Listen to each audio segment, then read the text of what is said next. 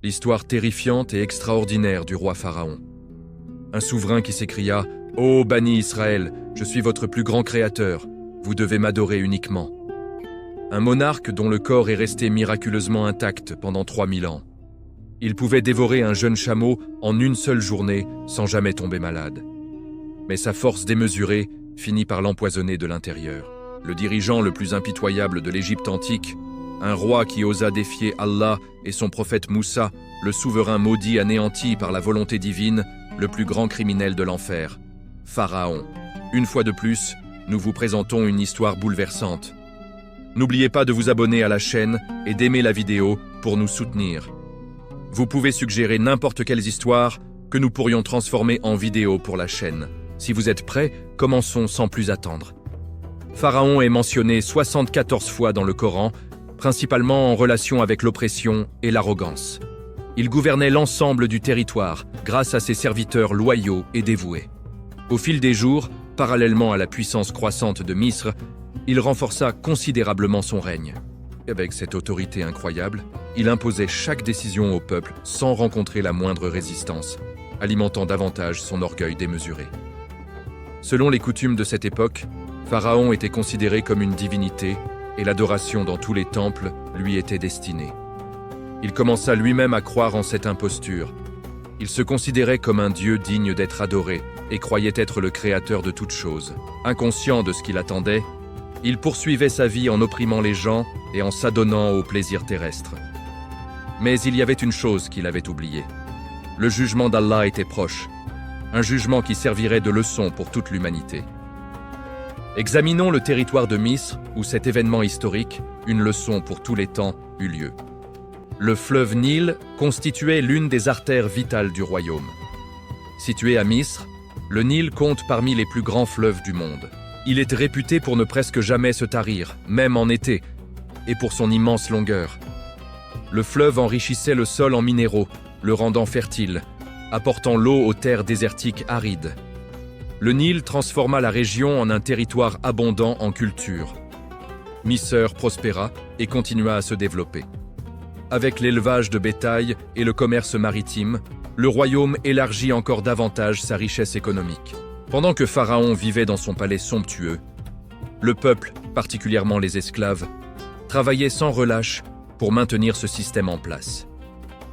Durant l'époque de Pharaon, les esclaves étaient responsables de tous les travaux pénibles, des travaux agricoles à la construction.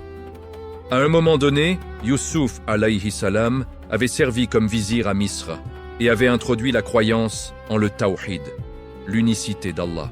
Cependant, après son décès, Misr revint progressivement à ses anciennes croyances païennes. Par vengeance, les Bani Israël, le peuple de Youssouf alayhi salam, furent réduits en esclavage et soumis à de grandes souffrances. Pharaon avait des conseillers qui l'aidaient à gouverner le royaume. Parmi eux se trouvaient Karun et Haman. Karun s'était égaré en raison de sa richesse et de son arrogance, tandis que Haman était connu pour suivre le mauvais chemin pour ses propres intérêts personnels. L'augmentation rapide de la population masculine de Bani Israël, due aux naissances fréquentes, encouragea Pharaon à exécuter un plan cruel. Ses conseillers le soutenaient et l'enhardirent dans cette décision. Pharaon craignait qu'en cas de guerre, Bani Israël ne gagne en puissance et ne renverse son règne. Cette peur le poussa à ordonner l'assassinat de tous les nouveau-nés de sexe masculin. Un rêve perturba profondément Pharaon et le poussa vers cette décision horrible. Selon une narration d'Abdullah ibn Abbas et d'Abdullah ibn Mas'ud, Pharaon rêva d'un feu s'élevant de la direction de Jérusalem, brûlant tout sauf Bani Israël. En se réveillant, il consulta des interprètes de rêves, des devins et des sorciers. Ils interprétèrent le rêve comme un avertissement qu'un enfant de Bani Israël causerait la chute de son royaume. En conséquence, Pharaon ordonna l'exécution massive de tous les enfants mâles nouveau-nés de Bani Israël. Moussa alayhi salam était un descendant de Yaqub alayhi salam et naquit à Misr. Son père était Imran et son frère était Haroun alayhi salam. À la naissance, une lumière radieuse émana du front béni de Moussa alayhi salam. Témoin de cela, la sage-femme qui l'accoucha fut frappée d'émerveillement et d'admiration. Moussa alayhi salam est le prophète le plus fréquemment mentionné dans le Coran. Son nom apparaît dans 34 sourates, à travers 131 ayats et dans 136 endroits. En considérant les références indirectes à lui, le nombre de versets atteint 502. Moussa alayhi salam était un homme fort, puissant et de forte carrure. Il avait les cheveux raides, un physique large et était surtout connu pour son noble caractère, sa pureté et sa modestie. Avec le commandement de Pharaon, les soldats partirent pour exécuter les ordres d'assassinat. La mère de Moussa alayhi salam était impuissante face aux hommes cruels qui cherchaient à tuer son nouveau-né. Il n'y avait rien qu'elle puisse faire à part se tourner vers Allah avec une prière sincère. Elle savait que seul Allah pouvait la sauver, elle et son enfant, de ce désastre. À ce moment-là, Allah lui inspira une guidance divine qui est décrite dans le Coran comme suit. Allaite-le, mais si tu crains pour sa sécurité, jette-le dans le fleuve. N'aie pas peur ni tristesse, car nous te le rendrons et ferons de lui l'un de nos prophètes. Avec cette inspiration, le cœur de la mère de Moussa alayhi salam fut rempli de paix. Elle nourrit son enfant une dernière fois, alors que les soldats approchèrent de leur demeure. Sans hésitation, elle plaça son fils bien-aimé dans un petit berceau et le laissa flotter sur le Nil, faisant entièrement confiance à Allah. Allah honorerait sa confiance avec une magnifique récompense. Non seulement elle serait réunie avec son fils, mais elle deviendrait également la mère d'un prophète. Pendant ce temps, la sœur de Moussa alayhi salam suivait secrètement le berceau flottant alors qu'il dérivait le long du fleuve. Le petit berceau porté par les courants atteignit le devant du palais de Pharaon. Alors que le berceau flottait sur le fleuve, notre mère Assia, l'épouse de Pharaon, le remarqua. Elle était une femme d'une foi profonde qui endura d'immenses souffrances sous la tyrannie de Pharaon. Assia est l'une des 4 femmes les plus vertueuses du paradis. Lorsqu'elle s'approcha du berceau et souleva la couverture, elle fut stupéfaite. À l'intérieur se trouvait un magnifique bébé au visage radieux, inconscient de tout ce qui se passait autour de lui. À ce moment, son cœur se remplit de paix et d'amour. L'enfant était si attachant qu'il semblait que son amour voyageait directement dans son cœur.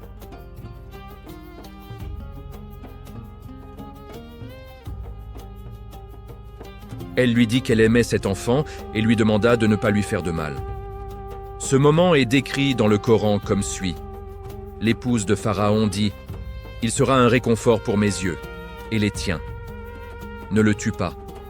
Peut-être nous sera-t-il utile ou pourrons-nous l'adopter comme notre fils ?» Mais il ne réalisait pas ce qui allait arriver. Par la sagesse d'Allah, Pharaon resta calme et accepta. Ainsi, Moussa alayhi salam commença à grandir dans le palais. Malgré tous les obstacles, par la volonté d'Allah, le bébé se retrouva dans le palais même de celui qui avait ordonné l'exécution de tous les enfants mâles. Avec le temps qui passait, un nouveau problème surgit. Le bébé refusait d'être allaité par n'importe quelle nourrice. Pendant ce temps, la sœur de Moussa alayhi salam avait secrètement suivi le berceau et intervint rapidement. Elle s'approcha des gardes et dit « Il y a une femme que je connais qui pourrait être capable de l'allaiter. » Elle faisait référence à sa véritable mère. Cet événement est décrit dans le Coran. Et la mère de Moussa dit à sa sœur « Suis-le ». Alors elle l'observa de loin pendant qu'il n'était pas conscient. Nous lui avions déjà interdit de téter de n'importe quelle femme. Alors sa sœur dit « Puis-je vous diriger vers une famille qui prendra soin de lui pour vous et le traitera bien ?» Ainsi, ils acceptèrent son offre. Après avoir rejeté de nombreuses nourrices, le bébé Moussa accepta le lait de sa propre mère. Inconsciente de cette vérité, notre mère Assia se réjouit que l'enfant ait finalement trouvé quelqu'un pour l'allaiter. Par le décret d'Allah, Moussa alayhi salam grandit dans le palais de Pharaon sous les soins de sa véritable mère. Le vizir de Pharaon, Aman, devint suspicieux. « Cet enfant est-il vraiment le tien ?» demanda-t-il. « Il refuse d'être allaité par n'importe quelle autre femme que toi. » Pour dissiper le doute, la mère de Moussa alayhi salam répondit astucieusement « Pour une raison quelconque, tous les enfants m'aiment et je les aime. » Ces paroles convainquirent Aman et elle reçut même un salaire et de l'or pour avoir allaité l'enfant. C'était l'une des grandes bénédictions d'Allah. Allah décrit ce moment dans le Coran. Si nous n'avions pas fortifié le cœur de sa mère, elle aurait révélé le secret. mais nous l'avons fait afin qu'elle soit parmi ceux qui croient en notre promesse. » Un jour, alors qu'il grandissait dans le palais, un événement extraordinaire se produisit. Pharaon tenait le bébé Moussa dans ses bras. Mais soudain, Moussa tira sur la barbe de Pharaon et le gifla. Pharaon fut choqué et effrayé. « C'est l'ennemi que j'attendais » s'exclama-t-il. Même enfant, Moussa alayhi salam perturbait Pharaon. Notre mère Assia intervint immédiatement et dit « Il n'est qu'un enfant, il ne sait pas ce qu'il fait. Si tu le souhaites, teste-le. Place devant lui un bol de bijoux et un bol de charbon ardent. S'il choisit les bijoux, il est intelligent. S'il choisit le feu, il n'est qu'un bébé. » Pharaon accepta. 2 bols furent placés devant Moussa alayhi salam, l'un rempli de pierres précieuses et l'autre de charbons ardents. Alors que Moussa alayhi salam tendait la main vers les bijoux, Jibril alayhi salam intervint en guidant sa main. À la place, Moussa saisit un charbon ardent et le mit dans sa bouche. Le feu brûla sa langue, lui laissant un léger défaut d'élocution. Voyant cela, Pharaon le laissa partir, convaincu qu'il n'était qu'un enfant. Ainsi, Moussa alayhi salam resta dans le palais pendant de nombreuses années, grandissant sous la protection d'Allah. Tout Misr était sous le règne de Pharaon. Le peuple était divisé en classes sociales rigides, sous son commandement. Il détenait le pouvoir absolu sur l'administration, l'armée, la loi et la religion. Pharaon était un tyran cruel. Sa brutalité était si extrême qu'il empalait les gens sur des pieux et les faisait couper en 2 pour les punir. On raconte qu'il vécut pendant 400 ans. Non seulement il ne fut jamais malade, mais ses dents ne saignèrent jamais non plus. Il n'était pas particulièrement grand, mais il portait des vêtements majestueux et luxueux. Sa jeunesse semblait se renouveler constamment car il ne vieillissait jamais. Sa santé était si robuste qu'il pouvait manger un jeune chameau entier en une seule fois. En raison de sa digestion unique, il ne devait se soulager qu'une fois tous les 40 jours. Dans le Coran, le titre pharaon se réfère spécifiquement au roi de Misr pendant l'époque de Moussa alayhi salam. En revanche, durant l'époque de Youssouf alayhi salam, les dirigeants étaient appelés Rab ou Malik au lieu de pharaon. Pharaon est décrit comme un dirigeant fier et arrogant qui, comme Karoun, devint rempli de vanité et revendiqua même la divinité. Il opprima les faibles, méprisa son peuple et tourna le dos à la vérité. Son contrôle total sur chaque aspect du royaume gonfla davantage son arrogance. L'un des hommes de Pharaon, Fatin, était un boulanger cruel des Coptes. Un jour, il fut vu en train de battre un homme de Bani Israël nommé Samiri. Samiri appela Moussa alayhi salam à l'aide. Moussa intervint, repoussant Fatun et le frappant. Cependant, d'un seul coup, Fatun tomba au sol et mourut. Moussa alayhi salam fut profondément attristé. Il n'avait aucune intention de le tuer. Son seul objectif était de protéger Samiri. Dans sa tristesse, il se tourna vers Allah en repentir, cherchant le pardon. Le Coran décrit ce moment comme suit. Moussa entra dans la ville sans être remarqué par ses habitants. Il trouva 2 hommes se battant, l'un de son propre peuple et l'autre de ses ennemis. Celui de son peuple demanda son aide contre l'ennemi. Moussa frappa l'homme et causa sa mort. Il dit alors « C'est l'œuvre de Satan. En vérité, il est un ennemi clair qui égare. » À ce moment-là, Moussa alayhi salam appelait les gens à l'unicité d'Allah, ce qui irritait les Coptes. C'est pourquoi il entra dans la ville à un moment où la plupart des gens s'étaient retirés dans leur maison. Lorsque Moussa alayhi salam dit « C'est l'œuvre de Satan », il ne faisait pas référence à sa propre action mais plutôt au crime de l'homme copte qui méritait déjà une punition. Néanmoins, puisqu'il n'avait pas reçu l'ordre d'Allah de le tuer, il se repentit pour son acte involontaire. « Ô mon Seigneur, je me suis fait du tort à moi-même. Pardonne-moi. » Allah lui pardonna car il est le très miséricordieux, le tout pardonneur. Moussa alayhi salam fit alors une promesse. « Par la faveur que mon Seigneur m'a accordée, je ne soutiendrai jamais les criminels ou ceux qui conduisent les autres au péché. » Les Coptes se plaignirent à Pharaon, exigeant que le meurtrier de Fatun soit trouvé. Pharaon demanda des témoins, mais personne ne put en présenter. Ne parvenant pas à identifier le tueur, Pharaon quitta la ville. Cependant, le jour suivant, Moussa alayhi salam vit le même homme, Samiri, se battre avec un autre Copte. Encore une fois, Samiri demanda l'aide de Moussa. Moussa, se sentant mal à l'aise, dit « Tu es vraiment un fauteur de troubles. » Alors que Moussa bougeait pour les séparer, l'homme copte cria soudainement « Oh Moussa, vas-tu me tuer comme tu as tué quelqu'un hier? Il semble que tu veuilles être un tyran, pas quelqu'un qui apporte la paix. » La nouvelle se répandit rapidement et l'un des conseillers de Pharaon avertit secrètement Moussa. Comme le Coran le décrit, « Alors un homme vint en courant de la partie la plus éloignée de la ville, disant « Ô Moussa, les chefs planifient de te tuer. Pars immédiatement. Je te conseille vraiment pour ton propre bien. » Moussa alayhi salam s'échappa de la ville en priant « Ô mon Seigneur, sauve-moi des gens injustes. » Les actions de Moussa alayhi salam démontrent le véritable sens du tawakkul, la confiance en Allah. Consulter et chercher des conseils. Prendre une décision ferme, prendre les précautions nécessaires, laisser le résultat final à Allah, prier avec sincérité et accepter le décret d'Allah. Selon Fakhr al-Razi, Moussa alayhi salam n'avait jamais l'intention de tuer le copte. De plus, puisque le copte était un polythéiste, le concept de qisas, la rétribution égale, ne s'appliquait pas à lui de la même manière. En outre, puisque l'incident s'est produit par erreur, le qisas n'était pas requis. Moussa alayhi salam devint un jeune homme connu pour son honnêteté et son noble caractère, laissant une forte impression sur ceux qui l'entouraient. Pendant ce temps, son peuple souffrait sous une oppression sévère. Allah choisit Moussa alayhi salam comme prophète pour libérer Bani Israël de l'esclavage. Il reçut l'ordre d'aller voir Pharaon et d'inviter le dirigeant arrogant qui prétendait être un dieu à s'incliner devant le Seigneur des cieux et de la terre. Malgré la difficulté de cette mission, Allah la rendit plus facile pour lui. Il envoya le frère de Moussa, Haroun alayhi salam, pour l'assister. Ensemble, ils allèrent voir Pharaon. En le voyant, Pharaon demanda avec moquerie « Qui es-tu » Moussa alayhi salam répondit « Je suis le messager du Seigneur de tous les mondes. » Pharaon fut choqué.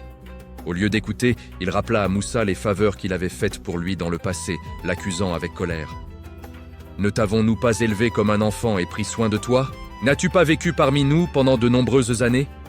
Puis tu as commis ce crime, tu as tué un homme, tu es une personne ingrate. » Le Coran décrit leur conversation. « Souviens-toi quand ton Seigneur appela Moussa.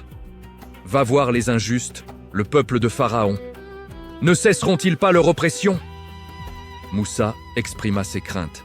« Ô mon Seigneur, je crains qu'ils ne me traitent de menteur. Ma poitrine se serre et ma langue ne s'exprime pas facilement. Alors nomme Haroun comme messager à mes côtés. De plus, je suis recherché pour un crime parmi eux. Je crains qu'ils ne me tuent. » Allah le rassura. « Non, cela n'arrivera pas. Vous deux, allez avec nos signes. Nous sommes avec vous, entendant tout. Allez voir Pharaon et dites, nous sommes les messagers du Seigneur de tous les mondes. Laisse Bani Israël partir avec nous. » Pharaon continua à le questionner, évoquant le passé. « Ne t'avons-nous pas élevé dans nos soins comme un enfant? N'as-tu pas vécu avec nous pendant de nombreuses années, puis tu as tué un homme? Tu es vraiment ingrat. » Moussa alayhi salam répondit « Je ne l'ai pas tué intentionnellement. C'était involontaire et je ne connaissais pas les conséquences de mon action. Quand j'ai craint pour ma vie, j'ai fui de chez vous. Plus tard, mon Seigneur m'a béni avec la sagesse et a fait de moi l'un de ses prophètes. Quant à votre soi-disant faveur, n'était-ce pas le résultat de votre asservissement de Bani Israël ?» Pharaon demanda alors avec moquerie « Et qui est ce Seigneur de tous les mondes ?» Moussa alayhi salam répondit « Il est le Seigneur des cieux, de la terre et de tout ce qui se trouve entre eux, si vous vouliez croire. » Pharaon se tourna vers les gens autour de lui et demanda sarcastiquement « Avez-vous entendu ce qu'il vient de dire ?» Moussa alayhi salam continua « Il est votre Seigneur et le Seigneur de vos ancêtres. » Pharaon le rejeta comme fou. « Votre soi-disant messager est sûrement fou. » Moussa alayhi salam ne s'arrêta pas. « Il est le Seigneur de l'Est, de l'Ouest et de tout ce qui se trouve entre eux. Si seulement vous utilisiez votre intellect. » À cela, la colère de Pharaon déborda. « Si tu prends un Dieu autre que moi, je te jetterai en prison. » Moussa alayhi salam répondit « Même si je t'apporte une preuve claire ?» Pharaon le défia. « Alors apporte-la si tu es véridique. » À ce moment, Moussa alayhi salam jeta son bâton sur le sol. Il se transforma soudainement en un serpent vivant. Puis, il sortit sa main de sous son manteau et elle brilla d'une lumière blanche éblouissante pour tous. Pharaon conçut un plan astucieux pour tenter d'humilier Moussa alayhi salam devant une foule massive. Il croyait qu'en utilisant ses magiciens, il pourrait vaincre Moussa alayhi salam et prouver sa soi-disant divinité. Pour se préparer à cela, Pharaon fit une annonce à travers tout Misr et convoqua les sorciers les plus habiles qu'il pouvait trouver. 70 des plus grands magiciens du monde entier furent rassemblés à Misr. Avant le grand événement, le chef magicien ordonna à ses hommes d'observer Moussa alayhi salam pour recueillir des informations sur lui. Alors qu'ils observaient, ils virent quelque chose d'extraordinaire. Moussa alayhi salam dormait. Pourtant son bâton bougeait tout seul, comme s'il montait la garde. Cette vue choqua les magiciens, et ils le rapportèrent rapidement à leur chef. En entendant cela, le chef magicien pâlit de peur. Le bâton d'un magicien ne peut pas bouger pendant qu'il dort. La magie ne fonctionne pas quand le sorcier est inconscient. Soyez prudents. Cet homme pourrait ne pas être un magicien du tout. Les magiciens commencèrent à douter de leurs chances de victoire. Pourtant, leur ambition de gagner la faveur de Pharaon les poussa à procéder au défi. Bien qu'ils sachent au fond d'eux-mêmes qu'ils ne pouvaient pas vaincre Moussa alayhi salam, le grand défi commence. Le jour tant attendu de la grande confrontation arriva. Pharaon rassembla des centaines de milliers de personnes dans un vaste espace ouvert. Les magiciens se tenaient prêts, tenant leurs cordes, leurs bâtons et leurs outils magiques. Pharaon leur ordonna « Commencez, battez Moussa ». Les magiciens jetèrent leurs cordes et leurs bâtons sur le sol, et soudain, ils semblèrent se transformer en serpents rampants. Voyant cela, Pharaon fut ravi. Pendant un moment, Moussa alayhi salam se sentit mal à l'aise à la vue des objets en mouvement. Mais alors Allah fortifia son cœur et lui commanda « Jette ce qui est dans ta main droite ». Moussa alayhi salam obéit. Dès qu'il jeta son bâton sur le sol, il se transforma en un serpent puissant, si massif qu'il couvrit tout le terrain. Il dévora tout ce que les magiciens avaient créé. La reine entière tomba dans le silence. Pharaon était horrifié tandis que les magiciens étaient submergés par le choc. Ils reconnurent immédiatement que ce qu'ils venaient de voir n'était pas de la magie. C'était un miracle divin d'Allah. Ils tombèrent à genoux et crièrent ensemble « Nous croyons au Seigneur de Moussa et Haroun ». La colère de Pharaon éclata. « Comment osez-vous croire en lui sans ma permission ?» rugit-il. Dans sa fureur, il les menaça. « Je couperai vos mains et vos pieds sur les côtés opposés, puis je vous crucifierai tous. » Pourtant, les magiciens ne vacillèrent pas. Ils restèrent fermes dans leur foi et répondirent sans crainte « Tu ne nous punis que parce que nous avons cru en notre Seigneur quand la vérité nous est parvenue. Ô notre Seigneur, verse sur nous la patience et prends nos âmes en tant que croyants. » Ainsi, ils embrassèrent le martyre, sacrifiant leur vie pour leur foi. La tyrannie s'intensifie. Voyant que ses menaces avaient échoué, Pharaon se tourna vers ses officiels. Ils lui demandèrent « Permettras-tu à Moussa et à son peuple de causer du désordre sur la terre? Les laisseras-tu t'abandonner, toi et tes dieux ?» Pharaon les rassura. « Ne vous inquiétez pas.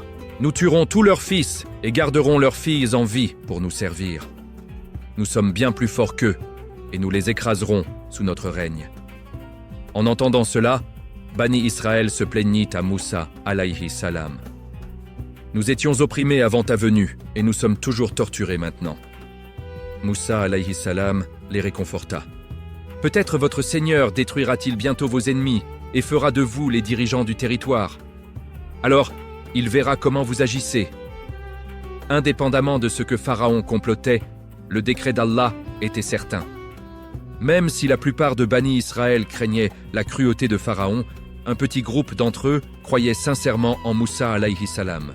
C'était parce que Pharaon était un tyran impitoyable, qui gouvernait par la terreur et l'oppression. Moussa alayhi salam exhorta son peuple. « Ô mon peuple, si vous croyez vraiment en Allah et vous soumettez à lui, alors placez votre confiance en lui seul.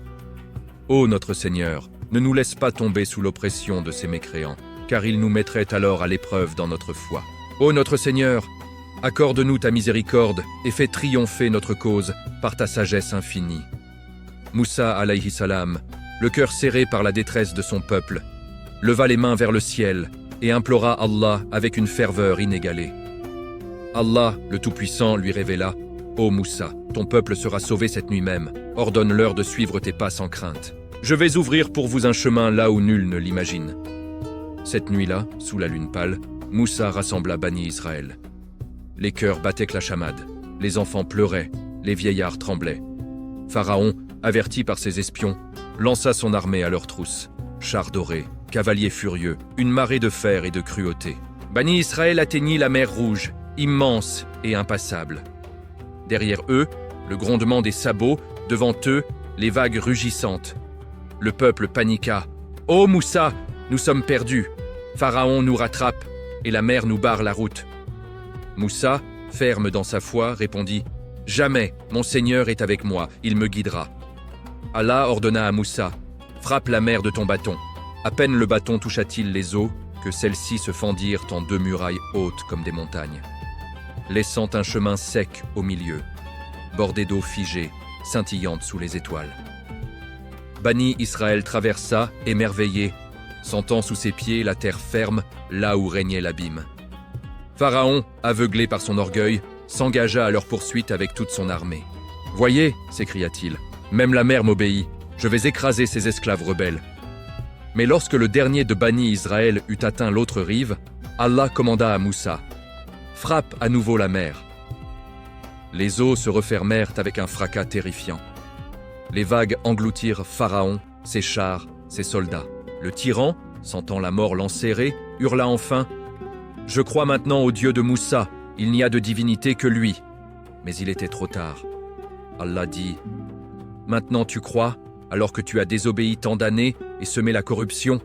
Aujourd'hui, nous préservons ton corps comme un signe pour ceux qui viendront après toi. » Ainsi périt le plus grand oppresseur de son temps, noyé dans l'arrogance qu'il avait lui-même nourrie. Bani Israël, libéré de ses chaînes, contempla la rive où gisaient les dépouilles des Égyptiens. Moussa alayhi salam tomba prosterné, remerciant Allah pour ce miracle inimaginable. Pourtant, la liberté nouvelle fut vite mise à l'épreuve. Dans le désert, loin des palmiers et des sources d'Égypte, le peuple commença à murmurer « Ô Moussa, nous avions là-bas des oignons, des lentilles, du pain. Ici, nous mourons de soif et de faim. » Leur cœur, encore marqué par des siècles d'esclavage, vacillait entre gratitude et ingratitude. Allah, dans sa miséricorde infinie, fit jaillir l'eau du rocher, envoya la manne et l'écaille du ciel, mais il avertit aussi « Je vous ai délivré d'une oppression écrasante pour que vous, adoriez seul. Ne retombez pas dans l'idolâtrie ni dans le désespoir. » Hélas, une partie de Bani Israël, faible dans la foi, fabriqua un veau d'or pendant l'absence de Moussa sur le mont Sinaï. À son retour, portant les tables de la loi gravées par la main divine, il trouva son peuple prosterné devant une idole. La colère le saisit, mais Allah lui ordonna le pardon pour ceux qui se repentiraient. Ainsi se poursuivit leur longue marche vers la terre promise, entre miracles divins et épreuves de l'âme. Car Allah teste toujours ceux qu'il libère, les uns pour les purifier, les autres pour révéler ce qui dormait dans leur cœur.